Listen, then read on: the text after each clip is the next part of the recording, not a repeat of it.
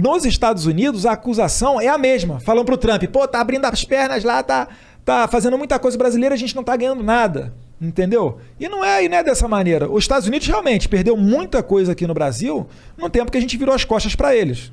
Tanto que a China passou a ser o principal parceiro econômico do Brasil de 2009 para cá. Historicamente, em toda a história do Brasil, os Estados Unidos sempre foi o nosso principal parceiro econômico. Só tem 2 exceções. Nos anos 30, porque Vargas adorava o Hitler, e aí a Alemanha nazista foi o nosso principal parceiro econômico. E depois agora, de 2009 para cá, com a China, que é um grande player, que é um grande ator internacional, mas foi por razões ideológicas. Quando Jair Bolsonaro foi eleito em 2018, proativamente eu fiz uma viagem lá para os Estados Unidos e fui falar com o pessoal de mercado, comércio, câmaras internacionais, foi em Nova York, Washington e Miami. E eles basicamente todos falavam a mesma coisa. Falavam, Eduardo, olha só, é bacana você ter vindo aqui, sabe? Tá dando um recado interessante, o Brasil e tal. Mas por que vocês não vieram antes? Por que vocês não anunciavam, enfim, programas de privatização? Por que vocês não vinham aqui e davam atenção pra gente? Porque aqui tem gente de dinheiro. E os Estados Unidos é muito semelhante ao Brasil, que em termos de democracia, liberdade, ou pelo menos era até pouco tempo atrás, né? E, enfim, era uma crítica que eles faziam. Por que era? O que se perdeu? Não peguei isso. É que, na verdade, virava-se as costas. O pessoal puto de esquerda... porque prenderam o Daniel Silveira. É foda, né? Mas, enfim, voltando ao tema. Porque virava as costas para os Estados Unidos e privilegiava a relação com a China, o que não está errado. A China tem muita oportunidade para ser aproveitada. Só que a China, por quê? Porque a China é liderada pelo Partido Comunista. Assim como privilegiava com a Venezuela, por quê? Porque é o Maduro bolivariano. Assim como era com Cuba, por causa dos os irmãos Raul e Fidel Castro. Mas o seu argumento é que seria que o Brasil tem que ter uma relação institucional com esses países, não por ideologia. Sim. Mas tem que ter com institucional com a China. Não dá para você fechar a cara para a China. Claro. Não, a China... 80% da soja que a gente exporta vai para a China. E deve ser difícil, né? Porque, imagino, a China realmente tem uns problemas no sentido que eles têm um governo ditatorial.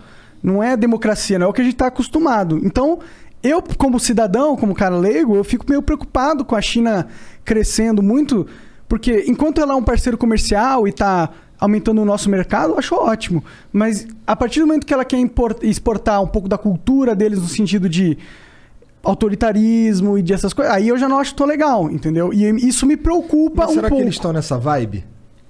Cara, eu não confio em ninguém com poder absoluto. Tá ligado? A China ela tem um plano de poder desde os anos 40, né? Mais especificamente em 49, quando Mao Tse-tung fez a revolução lá, de que em 100 anos seria o principal país do mundo, em termos econômicos e militares. Né? Acho que eles vão chegar lá até um pouquinho antes desses 100 anos. E, na verdade, assim, é o que eu falei, ali tem grandes oportunidades. Tem que ter uma relação institucional com eles. É um país de, quase 1,5 bilhão de habitantes. A gente é um país aqui que, sensacional no agro, então para nós interessa vender para eles. Agora, é só manter a nossa independência. Não é chegar, por exemplo, agora e querer colocar goela abaixo qualquer tipo de política com relação ao Covid, nos ameaçando com relação à compra ou não dos nossos produtos agrícolas. Não estou falando que eles estão fazendo isso, tá? Mas é o tipo de coisa que não é interessante para nós. Se você tem uma loja e você só tem uma pessoa para vender o seu produto, essa pessoa amanhã pode virar para você e falar, Igor, é o seguinte... Só eu compro esse teu produto aí. Reduz pela metade. Tu fala, não. Não. Beleza, vou parar de comprar. Entendeu?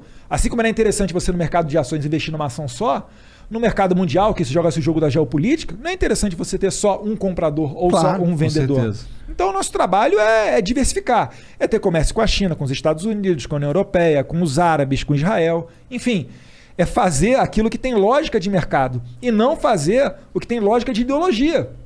O Brasil, a gente perdeu quase $1 bilhão para construir um porto em Cuba que não produz nada, não é hub de nada, o Porto de Mariel em Cuba.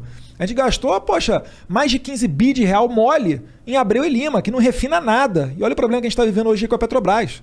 A gente é dependente do refino internacional.